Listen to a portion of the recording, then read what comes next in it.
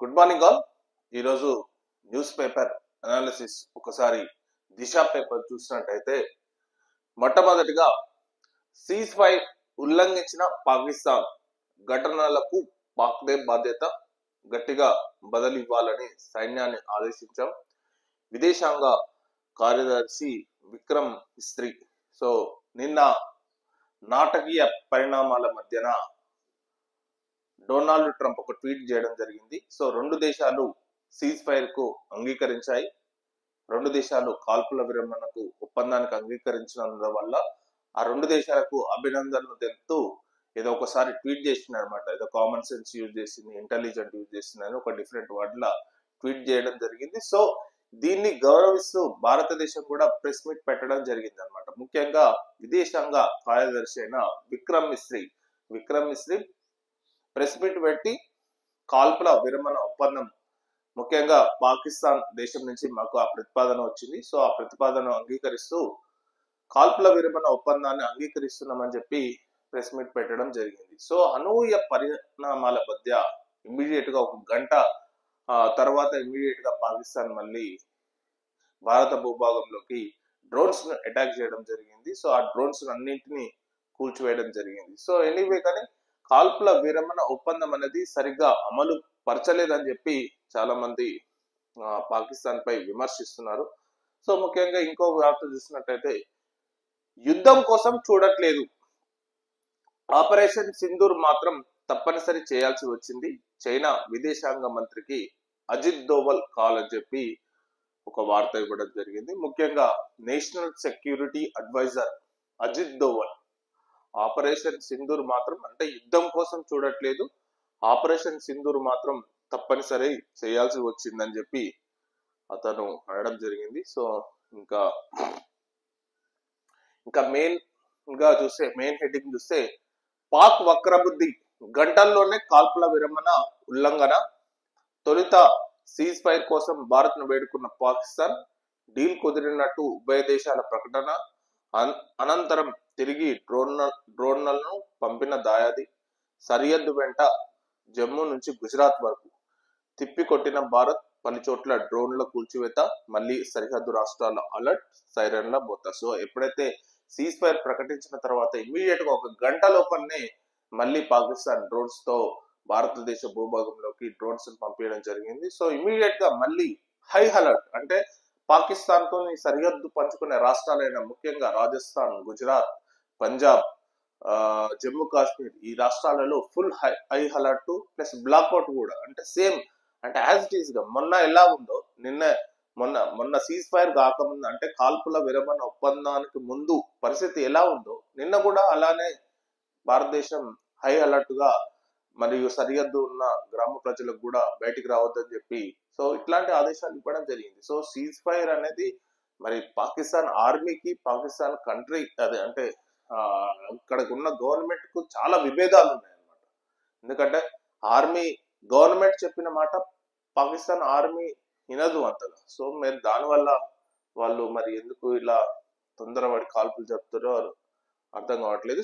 మళ్ళీ భారత్ రియాక్షన్ ఎలా ఉందంటే మళ్ళీ కంటిన్యూ చేయండి, ఎవరైతే డ్రోన్స్ అటాక్స్ చేస్తారో దాన్ని తిప్పికొట్టండి అని చెప్పి క్లియర్ కట్ ఇన్స్ట్రక్షన్స్ కు బిఎస్ఎఫ్ గానీ మొత్తం అక్కడ ఉన్న సరిహద్దు డిఫెన్స్ సిస్టమ్ కు మొత్తం ఆదేశాలు ఇవ్వడం జరిగింది. ఇంకోటి ఇక్కడ ఇంకో వార్త చూసినట్టయితే కాల్పుల విరమణ లేదు, శ్రీనగర్ లో పేలుళ్ల శబ్దాలు వినిపించాయి, ఎయిర్ డిఫెన్స్ వ్యవస్థలు యాక్టివేట్ అయ్యాయి, జమ్మూ కాశ్మీర్ సీఎం ఒమర్ అబ్దుల్లా ట్వీట్ చేయడం జరిగింది. కాల్పుల విరమణ ఒప్పందం అనేది ఏం లేదు, అది అందరికి చెప్తున్నదే, అది సీఎం చెప్తున్నది మాట ఏంటంటే కాల్పుల విరమణ ఒప్పందం ఏం లేదు, మళ్ళీ నిన్న రాత్రి శబ్దాలు వినిపించాయి, ఎయిర్ డిఫెన్స్ సిస్టమ్ యాక్టివేట్ చేయడం జరిగింది. దేర్ ఇస్ అంతగా మరి ఎవరిని చెవుల పువ్వులు పెట్టిరో ఏమో కానీ వెరైటీగా కాల్పుల విరమణ ఒప్పందం అని చెప్పి రెండు దేశాలు అంగీకరించాయని చెప్పి అమెరికా మధ్యవర్తిత్వం చేసిందని చెప్పి అసలు దానికి విలువ లేకుండా, ఒక మాటకు విలువ లేకుండా మళ్ళీ కాల్పులు జరపడం అనేది ఆ దేశానికి ఎంత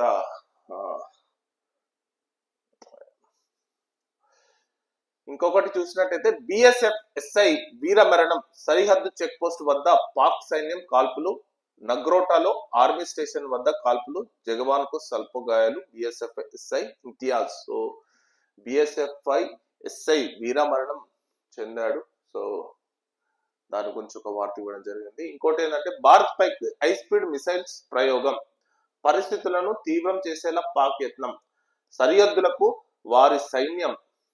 ఆర్మీ కల్నల్ సోషియో కురోషి, శత్రు చర్యలను ధీటుగా ఎదుర్కొన్నాం, wing commander Vyomika Singh. So నిన్న జరిగిన విషయాలను అంటే ఎవ్రీడే బ్రీఫ్ చేస్తున్నారు, ముఖ్యంగా లెఫ్టినెంట్ కల్నల్ అయిన సోషియో కురోషి అండ్ వ్యోమికా సింగ్. సో వీళ్ళిద్దరు వింగ్ కమాండర్. సో వీళ్ళిద్దరు బ్రీఫ్ చేస్తున్నారు. వాళ్ళ బ్రీఫింగ్ లో ఏంటంటే భారత్ పైకి హై స్పీడ్ మిసైల్స్ ను ప్రయోగించారని చెప్పి వాళ్ళు ఆరోపణ చేయడం జరిగింది. దాన్ని సమర్థవంతంగా తిప్పికొట్టడం కూడా జరిగిందని చెప్పి వాళ్ళు చెప్పడం జరిగింది అనమాట. సో ఇది ఈ రోజు జరిగే బ్రీఫింగ్ అనేది చాలా ఇంపార్టెంట్. ఈ రోజు డిఫెన్స్ మీడియా అంటే వాళ్ళు ఎవరైతే ప్రెసెంట్ గా డైలీ డిఫెన్స్ దాని గురించి చెప్తున్నారో వాళ్ళు ఈ రోజు జరిగే ప్రెస్ మీట్ ఏమని చెప్తారు, ఎందుకంటే నైట్ జరిగిన చాలా విషయాలు ఇంకా బయటికి రావాల్సి ఉంటుంది. అంటే పాకిస్తాన్ ఏ మేరకు కాల్పుల విరమణ ఒప్పందాన్ని ఉల్లంఘించింది, సో దాన్ని అనలైజ్ చేసి తర్వాత ఈ రోజు ఫ్రెష్ గా ప్రెస్ మీట్ పెడతారు. సో ఆ ప్రెస్ మీట్ లో మరి ఈ ప్రెసెంట్ ఉన్న ఆపరేషన్ సింధూర్ అనేది కంటిన్యూగా కొనసాగుతుందా లేదా అనేది మరి ఒకసారి చూడాలి. ఇది సేమ్ అదే ఇచ్చిండు, సీజ్ ఫైర్ ఉన్నట్ట లేనట్ట అని చెప్పి సేమ్ అదే ఇవ్వడం జరిగింది. ఇంకోటి ఏంటంటే దేశ విభజనను వ్యతిరేకించిన మా పెద్దలు, ఇస్లాం పేరుతో పాకిస్తాన్ మారణ హోము, ఐఎంఎఫ్ అంటే ఇంటర్నేషనల్ మిలిటెంట్ ఫండ్, భారత్ లో 23 కోట్ల మంది ముస్లింస్ ఉన్నారనే విషయాన్ని పాక్ మరవద్దు, దేశం కోసం ప్రాణాలైనా ఇస్తాం, ఎంపీ అసదుద్దీన్ ఓవైసీ. సో అసదుద్దీన్ ఓవైసీ గారు ముఖ్యంగా దేశ విభజనను వ్యతిరేకించిన మా పెద్దలు అని చెప్పి ఆయన చెప్తున్నాడు. సో ఇస్లాం పేరుతో పాకిస్తాన్ మారణ హోమం అనేది తప్పని చెప్తున్నారు. ఇక్కడ మనం మేజర్ గా ఒకటి చూసినట్టయితే ఐఎంఎఫ్ అంటే international militant fund. So IMF international monetary fund general గా నిన్న పాకిస్తాన్ కు అనూహ్యంగా $1 బిలియన్ అంటే ఆల్మోస్ట్ ఇండియన్ కరెన్సీలో 8,500 కోట్లు, యాజ్ ఎ పాకిస్తాన్ కరెన్సీలో అయితే 28,000 crores ప్రెసెంట్ గా వాళ్ళకు లోన్ ఇవ్వడం జరిగింది. దీన్ని పూర్తిగా ఇండియా వ్యతిరేకించడం జరిగింది. సో దాన్ని ఇండియా వ్యతిరేకించినా సరే కానీ వాళ్ళకు అప్రూవ్ చేయడం జరిగింది అనమాట. సో ఇది చాలా ఆలోచించాల్సిన విషయం, ఎందుకంటే ఒక ఉగ్రవాదంపై అంటే భారతదేశం ఒక ఉగ్రవాదంపై దాడి చేస్తున్న సమయంలో సో ఉగ్రవాదులకు అండగా ఉంటున్న పాకిస్తాన్ కు ఈ విధంగా ప్రపంచ మానిటరీ ఫండ్ అంటే ఇంటర్నేషనల్ మానిటరీ ఫండ్ ఇలా ప్రెసెంట్ గా ఈ టైంలో వాళ్ళకు ఏదైనా ఈ టైంలో $1 బిలియన్ అమెరికన్ డాలర్స్ సహాయం చేయడం అనేది ఇది చాలా ఆక్షేపణీయం. ఎందుకంటే ఇక్కడ కొన్ని దేశాలు మరి పాకిస్తాన్ కు సహాయం చేయాలని ఏ విధంగా సహాయం చేయాలనుకుంటున్నాయో మనకు అర్థమవుతుంది అనమాట. సో ఇక్కడ మనం గమనించాల్సింది ఏంటంటే ఈ టైంలో ఈ యుద్ధం చేస్తున్న సమయంలో పాకిస్తాన్ కు $1 బిలియన్ ఆర్థిక సహాయం అనేది ఎలా వచ్చింది? ఇంటర్నేషనల్ మానిటరీ ఫండ్ లో ఉన్న దేశాలు ఏవి? పెద్ద పెద్ద దేశాలు. సో ఆ దేశాల ఇన్ఫ్లుయెన్స్ తోనే ఇలా బెయిల్అవుట్ ప్యాకేజ్ అనేది పాకిస్తాన్ కు వస్తుంది. యాక్చువల్లీ రీసెంట్ గా పాకిస్తాన్ గత 3-4 సంవత్సరాల నుంచి కేవలం international monetary fund IMF bailout packages వల్లనే ఆ దేశం నడుస్తూ వస్తుందన్న సంగతి మనకు అందరికి తెలిసిందే. కానీ ఈ టైంలో ఇంకా ఇవ్వడం అనేది అది చాలా బాధాకరం అని చెప్పాలి. మరి ఐఎంఎఫ్ ఎలా చేస్తుంది? ఇకపై ఉగ్రదాడిని యుద్ధంగానే చూస్తాం, పాకిస్తాన్ కు భారత్ హెచ్చరిక. సో ఇది ఉంది. సో ఇంకో వార్త ఏమిచ్చిందంటే 70 లక్షల లంచం, సిబిఐకి చిక్కిన income tax commissioner Jeevan Lal అంట, ఆయనతో పాటు మరో 4 అరెస్టు.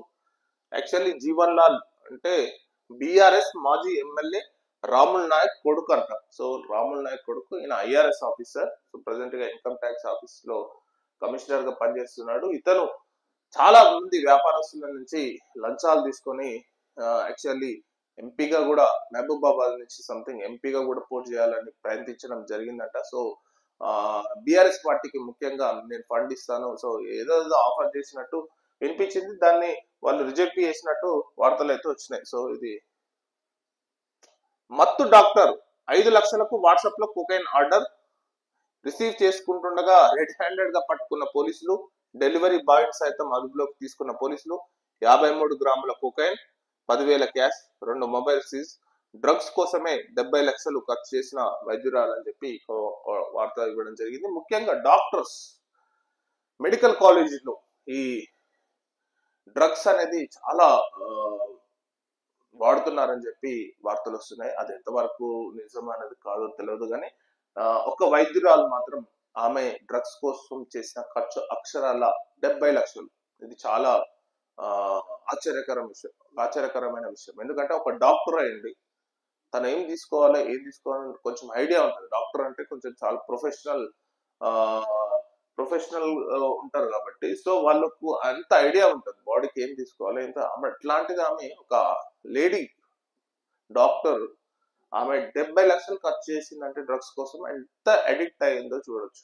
మరి ఇందులో డాక్టర్స్, మెడికల్ కాలేజెస్ దగ్గర ఈ డ్రగ్స్ అమ్ముతున్నారనే విషయం అంటే ఒక మెడికల్ కాలేజ్ అనే కాదు, చాలా కాలేజెస్, ఇంజనీరింగ్ కాలేజీలు అంటే కాలేజీ విశ్వవిద్యాలయాలను, కళాశాలలను, ఇట్లాంటి వాటిని గాంజాయి కేంద్రాలుగా కొందరు డ్రగ్స్ ప్లేడర్స్ అక్కడ బిజినెస్ రన్ చేయడం అనేది, అక్కడ ఉన్న స్టూడెంట్స్ కు అడిక్ట్ కావడం అనేది నిజంగా చాలా బాధాకరం, విచారకరం. సో దీనిపై గవర్నమెంట్ అనేది సీరియస్ యాక్షన్ తీసుకోవాల్సిన అవసరం ఎంతైనా ఉంది. ఇంకోటి ఏంటంటే మిస్ వరల్డ్ పోటీలు ప్రపంచ శాంతి ఐక్యతకు చిహ్నమని చెప్పి ముఖ్యమంత్రి రేవంత్ రెడ్డి నిన్న ప్రారంభించడం జరిగింది. హఠాసంగా వేడుకలు ప్రారంభం, తరలి వచ్చిన 110 దేశాల ప్రతినిధులు, త్రివర్ణ పతాకంతో మెరిసిన నందిని గుప్తా, మిస్ ఇండియా రాకతో దద్దరిల్లిన స్టేడియం, జవాన్ల ధైర్య సాహసాలకు సెల్యూట్ అని చెప్పి ఇక్కడ ఒక వార్త చూసినట్లయితే ఇది.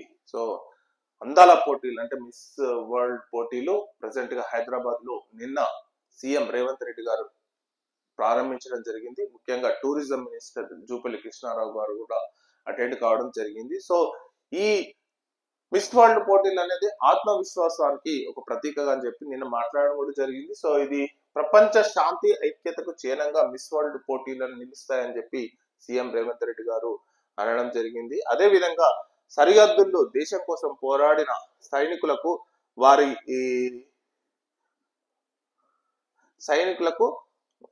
వారి ధైర్య సాహసాలకు సెల్యూట్ అని పేర్కొనడం జరిగింది. సో ఇది మనకు ఇక్కడ చూడొచ్చు. ఇంకోటి ఏంటంటే ప్రతి నెల 500 కోట్లు రిటైర్మెంట్ బెనిఫిట్స్ క్లియర్ కు ప్రయారిటీ, సాధ్యమైనంత త్వరగా సమస్యల పరిష్కారం, ఉద్యోగుల డిమాండ్లపై ఐఏఎస్ కమిటీ నివేదిక, అధికారులకు సంకేతాలు ఇచ్చిన సీఎం రేవంత్ రెడ్డి. సో ఒక దాదాపు రేవంత్ రెడ్డికి ఇప్పుడు మొన్న రీసెంట్ గా చెప్పడం జరిగింది, ఒక 8,000 కోట్ల నుంచి 10,000 కోట్ల మధ్య 10,000 కోట్ల అమౌంట్, మంది కాదు, 10,000 కోట్ల రూపాయలను ఇమ్మీడియట్ గా రిటైర్మెంట్స్ బెనిఫిట్స్ ఇవ్వాల్సి ఉంది. సో దానికి మేము చాలా తీవ్రంగా ప్రయత్నిస్తామని చెప్పి చెప్పడం జరిగింది. అంటే ఇప్పటికే 10,000 కోట్లు పెండింగ్ లో ఉన్నారనమాట. ఎందుకంటే ఎవరైతే గవర్నమెంట్ నుంచి రిటైర్ అయ్యారో వాళ్ళకు ఇచ్చే బెనిఫిట్స్ ను ఇప్పటికీ గవర్నమెంట్ దగ్గర 10,000 కోట్లు పెండింగ్ లో ఉంది.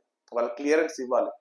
అంటే ఈ రోజు రిటైర్ అయితే 2 సంవత్సరాలు అయినా కూడా ఇంతవరకు వాళ్ళకు బెనిఫిట్స్ రాక ఇబ్బందులు పడుతున్న ప్రతి ఒక్కరు రిటైర్ ఉద్యోగి చాలా ఆవేదన పొందుతూ, చాలా మంది గవర్నమెంట్ ఈ విధంగా చేస్తుందని చెప్పి చాలా మంది తీవ్ర ఆగ్రహం కూడా వ్యక్తం చేస్తున్నారు అనమాట. సో దాని క్లియరెన్స్ కోసం ప్రతి నెల 500 కోట్లు కేటాయిస్తే, సో ఎంతో కొంతమందికి ఎవ్రీ మంత్ కొంతమంది ఒక దశల వారీగా క్లియర్ చేయొచ్చు అనే దాంతో సీఎం రేవంత్ రెడ్డి గారు ఉన్నట్టు మనకు ఇక్కడైతే వార్త ఇవ్వడం జరిగిందనమాట. సో ముఖ్యంగా ఇది మనకు ఈరోజు దిశ పేపర్లోని మెయిన్ ముఖ్యాంశాలు. సో ఇదండి news analysis. Thank you very much.